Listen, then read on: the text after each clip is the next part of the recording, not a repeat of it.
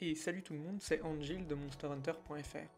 Aujourd'hui, on s'intéresse au concours qui est lié à Monster Hunter Iceborne. En effet, Capcom a lancé un concours de design d'armes et d'armures Palico.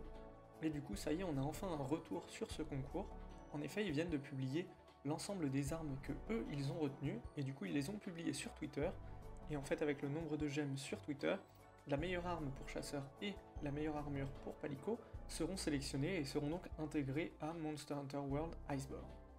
Donc je vous propose un petit peu de toutes les voir et de regarder un petit peu ce que les fans ont réussi à faire. Allez, c'est parti. Donc là, la première arme, apparemment, c'est une Volto-H. Elle est très sympa, en fait, vous pouvez voir que à gauche, donc on a le mode épée et le mode bouclier.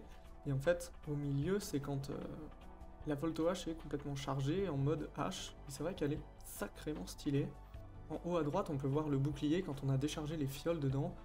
On a des espèces d'ailes qui se déploient, c'est extrêmement stylé. On passe ensuite à la deuxième arme, donc là c'est un katana avec un espèce d'élément glace.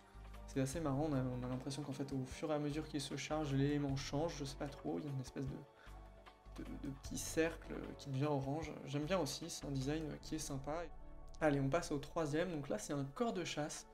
Ce que j'aime bien avec ce design, c'est que on a l'impression que c'est fait sur un cahier, donc je sais pas qui est l'auteur, mais ça prouve qu'on peut être sélectionné en ayant fait, enfin sans pour autant avoir fait un design de malade mental avec des logiciels type Photoshop ou je ne sais quoi. Là c'est juste un dessin qui est fait à la main sur un cahier, et en plus je trouve ça extrêmement sympa parce que des corps de chasse il n'y en a pas des masses, et en plus le concept de voir des petites méduses, des petits crabes au milieu du corps de chasse qui pourraient se balader, moi je trouve ça hyper cool. On retourne ensuite sur une Volte-H, qui est sympa aussi, c'est marrant. Ça me fait un petit peu penser aux énormes armes dans la série Darksiders.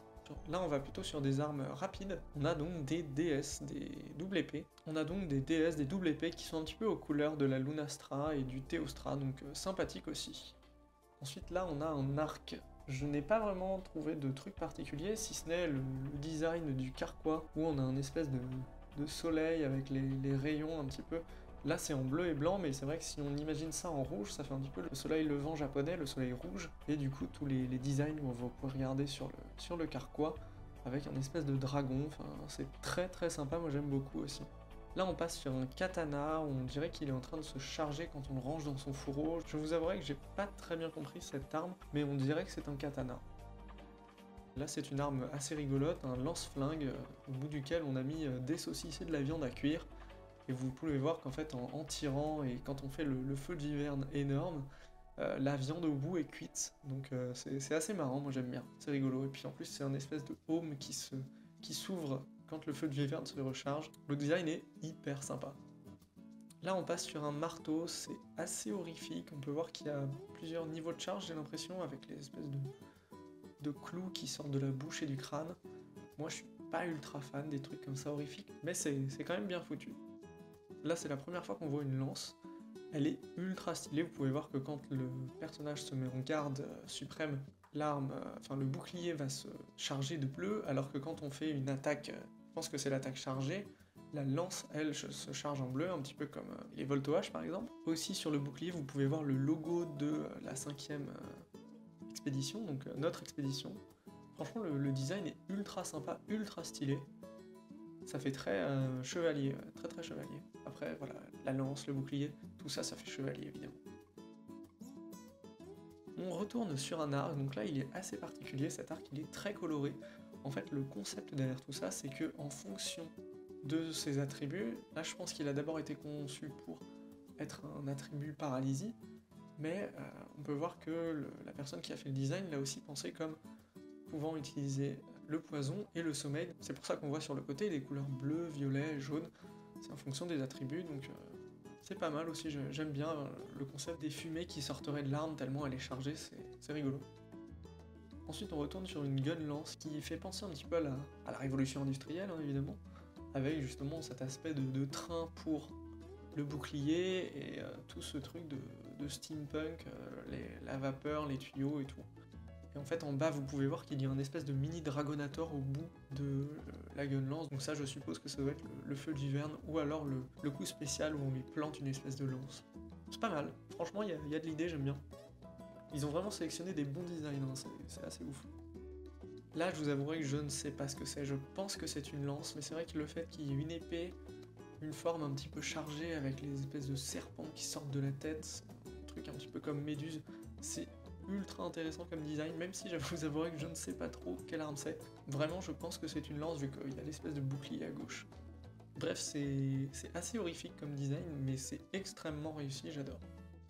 Là au début j'ai cru tout d'abord à gauche que c'était un marteau, mais en fait pas du tout, c'est encore une volto-hache. Donc là vous voyez qu'il y a une espèce de scie circulaire avec de la vapeur qui sort, mais j'ai l'impression de rater quelque chose parce que je la trouve assez pas générique, mais c'est pas ma préférée malheureusement. Alors ça je sens qu'il y a des gens qui vont l'adorer parce que franchement fallait avoir l'idée. Une gun lance où il y a en fait c'est un mec qui se met en garde quoi, tout simplement, avec en plus la paume de la main qui s'ouvrirait pour donner des coups de munitions et tout. Enfin vous voyez que le designer à droite a eu pas mal d'idées sur comment ça pourrait marcher en fait les explosions, donc franchement personnellement j'adore, je trouve ça hyper inventif, c'est super stylé. Donc là on a un katana qui rappelle un petit peu les couleurs de Yukumo et qui a un espèce de livret, alors ce serait probablement le fourreau je pense. J'ai pas grand chose à en dire malheureusement. Là on a un concept de SNS qui est très intéressant, en fait le bouclier pourrait servir aussi de casque, et on peut voir que la lame pourrait se rétracter pour faire une espèce de petite faux, et avec sur la lame un espèce d'œil qui pourrait s'ouvrir. Bref, c'est vachement original et c'est ultra sympa, et là aussi c'est un design un petit peu avec les os et l'œil, c'est un petit peu horrifique. On retourne maintenant sur un corps de chasse, donc là il y a une espèce d'énorme patte au milieu tout en haut avec des griffes, 4 griffes en cristal. Et en fait en regardant sur le bas de l'arme on peut voir une espèce d'enceinte. Donc je pense que c'est pour ça que le perso en bas à droite il a aussi des écouteurs. C'est pour faire un truc un petit peu... je pense que les sons seraient assez électroniques, assez modernes.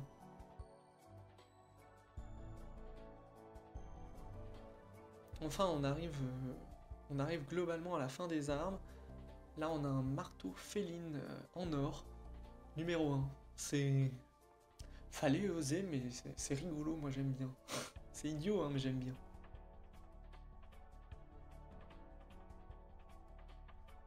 Et là du coup on a la dernière arme. Je pense que c'est un marteau, je suis même quasiment sûr que c'est un marteau, et personnellement je l'adore ce marteau parce que déjà de base on n'a pas des marteaux de dingue. Globalement, il y a un ou deux marteaux qui sont bons dans MH World, donc ça pourrait être bien d'apporter un petit peu de variété. Et là en fait c'est une espèce de branche de corail, avec au bout un espèce de sac qui contiendrait de l'eau et un crâne de plésiote, avec en plus quelques petits poissons rouges qui nageraient là-dedans, et en fait si vous regardez ça fait une espèce de méduse. En fait tout ça ce serait une méduse, avec les nœuds qui sont faits pour fermer la méduse, ce serait des espèces de lignes de pêche avec, vous voyez, des petits hameçons au bout. Personnellement, j'adore ce design. Je trouve que c'est simple, il y a juste une image, et on comprend vachement bien, et personnellement, ça percute, j'adore. Malheureusement, comme je vous le disais, il y a vraiment une arme qui se démarque vachement, et c'était la première, qui a déjà plus de 23 000 votes, donc elle est vraiment loin devant les autres. Bon allez, maintenant on va passer aux félines. Le premier c'est un costume de féline basé sur les Paratow, donc les grenouilles paralysies, de Monster Hunter World. Personnellement je le trouve marrant, particulièrement le design en haut à gauche. Je trouve ça super drôle, cette espèce de petit regard en mode coucou. Bref, très sympa. Et l'arme du coup serait un parapluie. La deuxième armure féline est totalement dans le style des Vikings ou peut-être des Gaulois, je ne sais pas.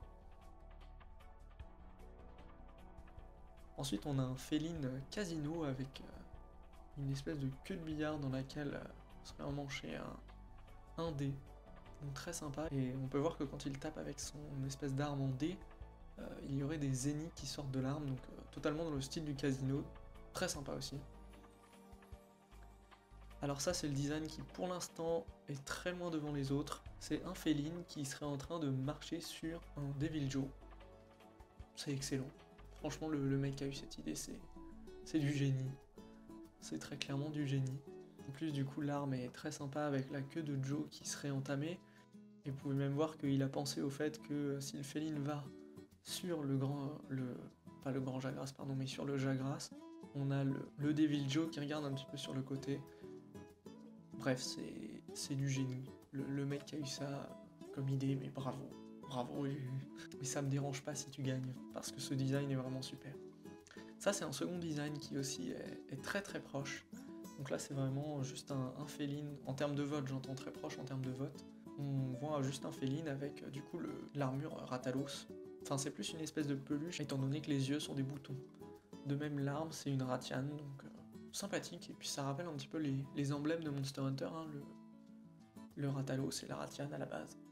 J'ai l'impression qu'il est en pyjama celui-là, donc c'est assez marrant, il y a un mix entre le marchand de sable, Harlequin peut-être avec les espèces de losanges et la collerette.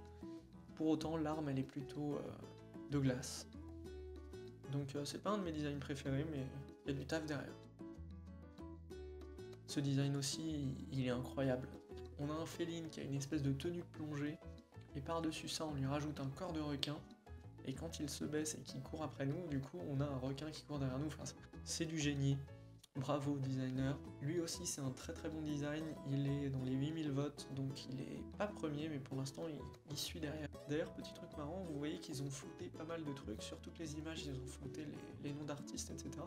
Et là en fait si vous regardez en bas à droite, il y a écrit Lauren Budney, donc en fait ils ont oublié de flouter cette personne.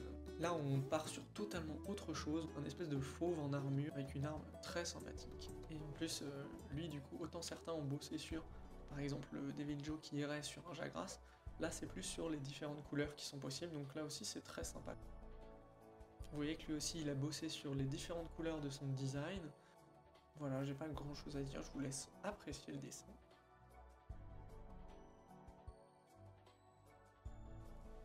Celui-là il est marrant aussi, ça fait penser un petit peu à la garde anglaise, avec au niveau du casque, le logo de l'étoile de saphir.